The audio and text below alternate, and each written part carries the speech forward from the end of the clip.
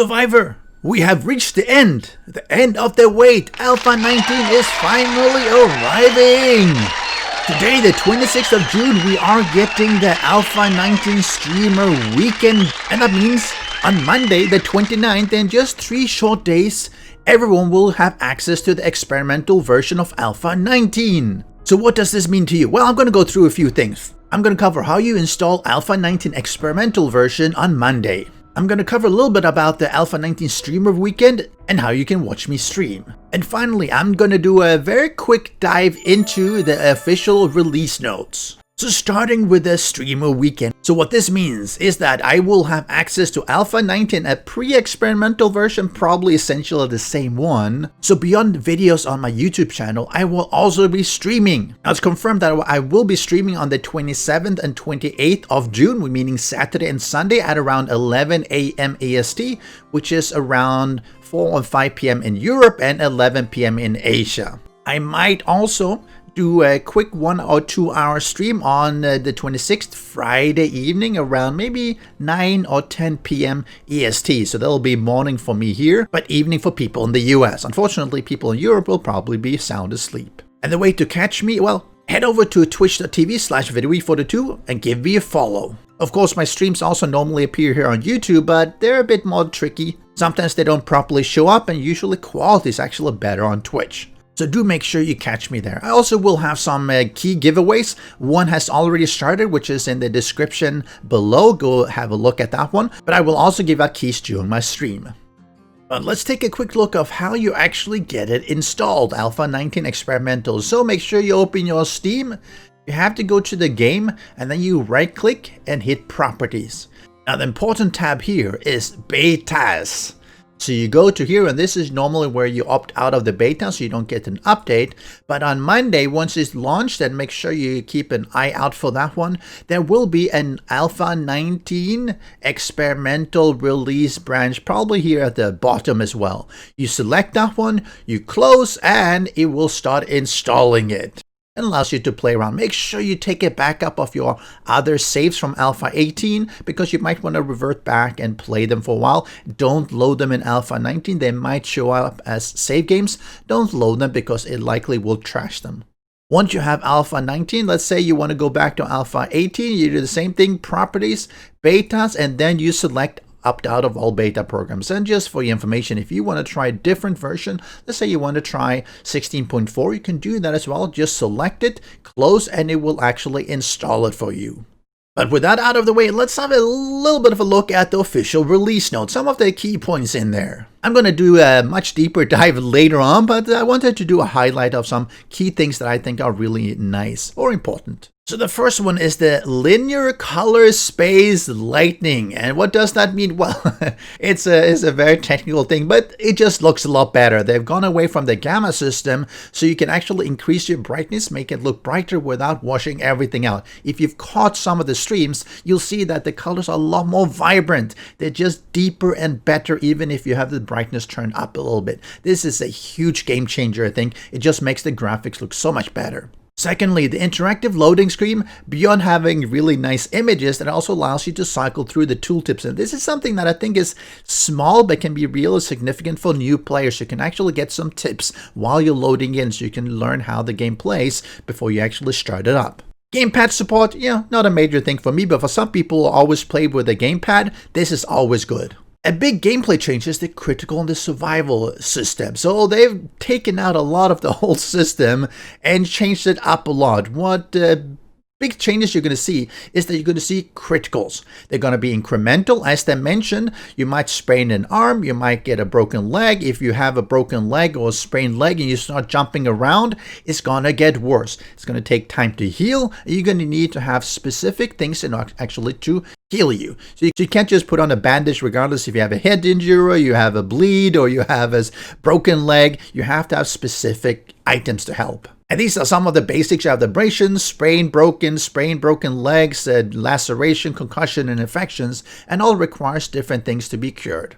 Another player favorite is food and water bars are finally coming back. This is something that they've taken them away, and then, a lot of the feedback was to put them back because they're really useful and it's really annoying we don't see them. So they are back.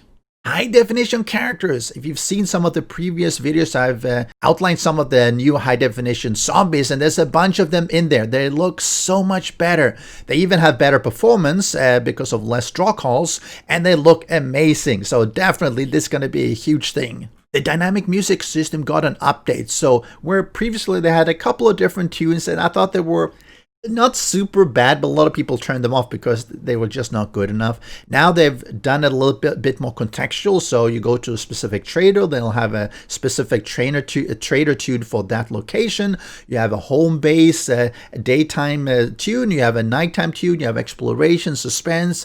One of the things that I think that they still need to tweak is the combat one. The combat tune seems to be grating on a lot of people's nerves. So hopefully they have a look at that one and maybe tone it down or change it up. One of the criticisms of Alpha 18 was that the progression was kind of broken. You could go out and adventure and you found a lot of good tools, weapons, and armor to the point that you actually never needed to craft it yourself.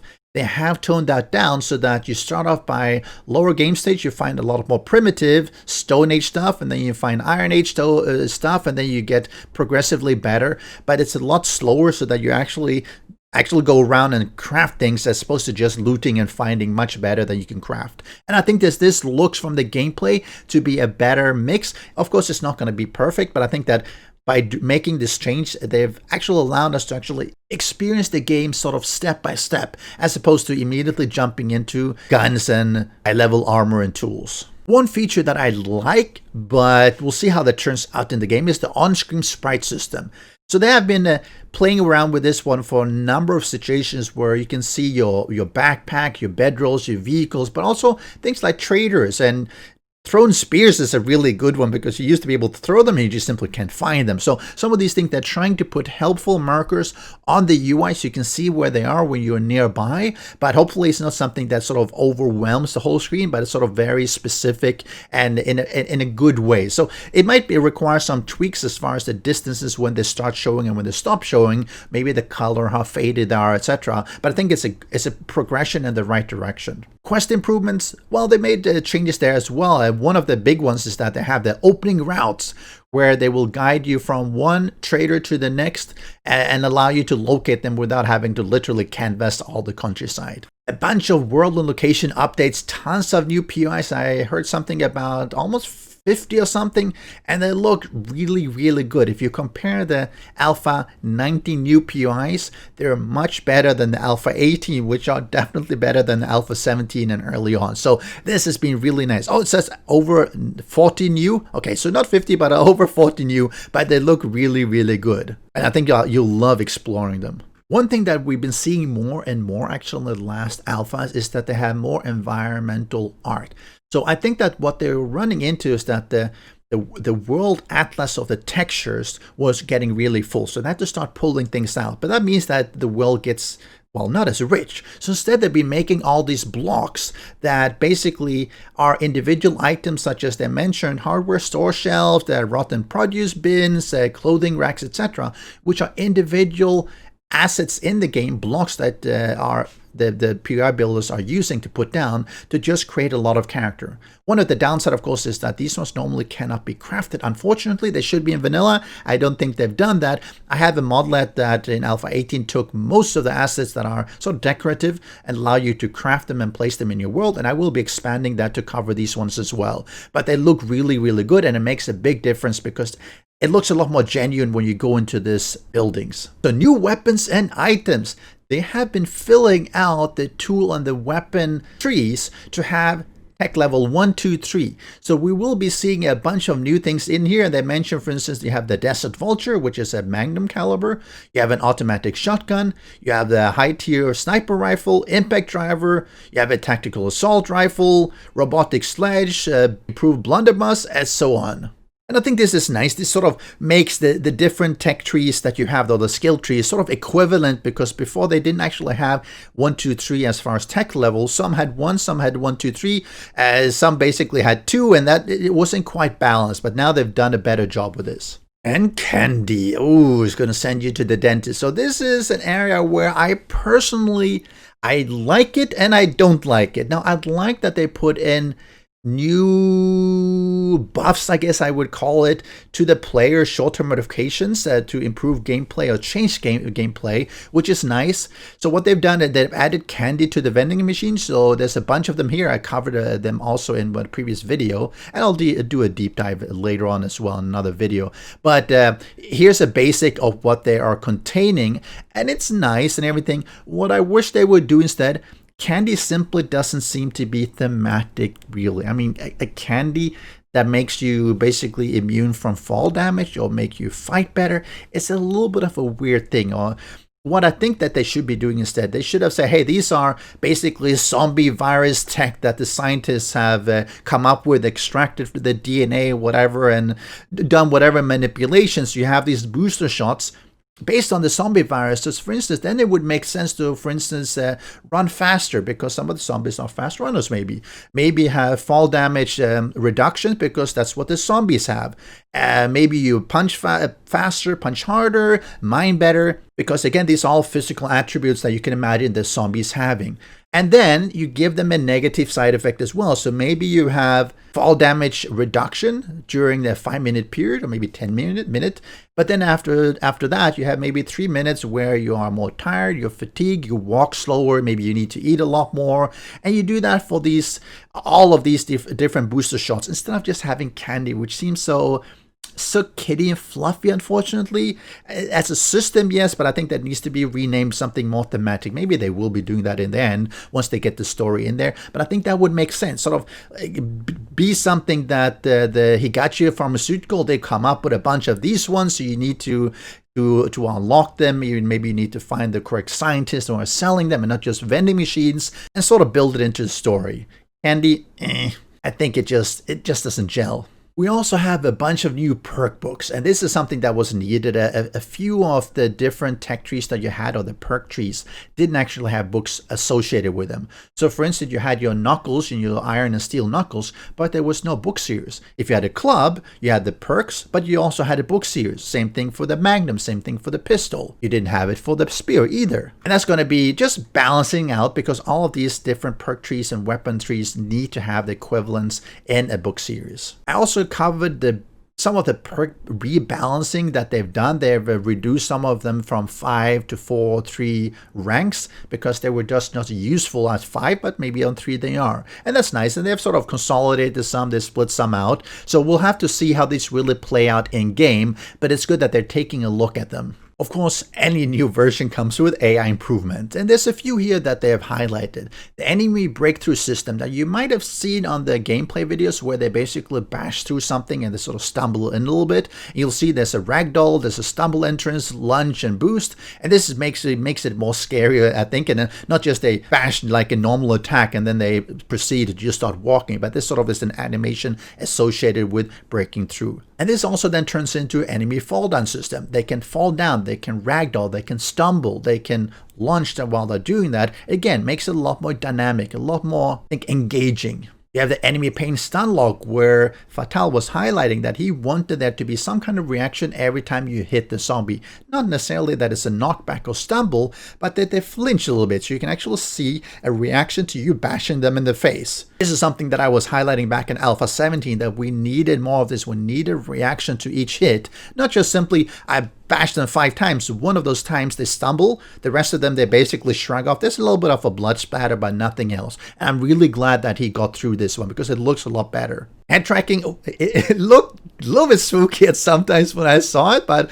I think this is a nice thing. Enemy and animal swimming, so now they can swim, which is nice. They used to be basically walking slowly along the bottom, or running at the bottom if it was nighttime and dark. So I like that they're slowly moving towards the player. I wish they would put in rafts. Fatal said, he needed a weekend or a week or something to put in rafts in there, maybe a shark or a fish or something. So maybe we all push him and tell the Fun Pimps that we actually want this done. Maybe within a couple, 2-3 weeks of work, he can actually actually have that maybe Alpha 19.4, who knows, or Alpha 20, because it did seem that there's a lot of it there in there already. It just needs a little bit of extra glue, like the way he was labeling it, to actually make it work. So Fatal, please, if you can't, maybe convince the big bosses Rick and Madball that this would be cool, and put it in as something that we can elect to enable in the config, maybe even if it's not in the vanilla game. And a bunch more of AI things that I'm not gonna cover. One of them is actually really, really amusing. It says, Blood Moon zombies will 50-50 teleport closer or die if target player is far away. The reason I think this one is really fun is because back in Alpha 16 and 17, we were talking about how the Fun Pimps were dealing with zombies. We were actually joking, and I think a bunch of the people on my Discord server probably remembers this. We were talking about that they were making the zombies really smart. They were making them glitch through and everything. And we were saying that, hey, at some point they're just going to make the zombies teleport towards the player because they can't get to you. And we said that a little bit in jest, but here we see they actually will be able to teleport closer. I don't think they mean right up to you, but yeah, it was a little bit of an issue previously where, if you were driving away from them, they would be 200 blocks away, they will despawn, or they will still be there, but it's not loaded, and that was it. The Blood Moon was over. Now they've actually, I think, going to have them teleport closer to you so that actually it can continue. I don't know what happened there. In Alpha, I think 14, 15, 16, if you moved out of the immediate Blood Moon Horde area, the Blood Moon Horde would respawn and start coming for you. In Alpha 17 and 18, if you went out of that area, actually they would stop. There would be no more zombies until I think maybe the next wave, but that could be in 5, 10, 20 minutes, or sometimes never. So it was really weird behavior that went from, yes, there would always be a Blood Moon Horde spawning regardless of whether you were moving around or not, to where, well, you could actually avoid it simply by going 200 meters away. It was really weird in 17 and 18, so I'm glad they've changed this. Random gen improvement. Well, beyond, we'll have to see how the biome generation is. One of the really important one is the POI distribution. So now they will use every POI possible in the game, so you'll have less of the duplications before you see the unique ones. So now we will have a lot more of the POI. So now hopefully we'll get all the skyscrapers, all the cool POIs in the game that basically had a very small chance of spawning before. Wonderful change. Dynamic resolution, this is something that can really help with the FPS. We'll have to play around with that. I believe it's disabled by default, but try it out and see if it improves your FPS. Vehicles, they've definitely changed a lot of things, and I think they're trying to make so that when you're playing during Blood Moon Horde, they are not as effective in allowing you to run off, or drive off rather. There were also a bunch of server administration changes that actually I haven't really gone through a lot of them. I know, for instance, whitelisting, now they're tying that to Steam groups, and I think this is something that will be really helpful. If you don't run the server, it doesn't really matter, since I run one for my community. And again, if you don't have a 7 Days to Die server to play with, join my Discord and you can get access and whitelisted to my 7 Days to Die server, which will be updating to Alpha 19 as soon as we hit stable. But anyway, this really helps me sort of keep track of it, because it can be a bit tedious right now doing individual whitelists. I think now you can tie it to Steam group. So more modding support. Definitely that the localization is pushed to clients, really important. This was definitely a problem before. Level editor improvements, if you're playing around with that one, maybe let me know what here is really important, because I haven't really played with that one so much. UI improvements, audio improvements.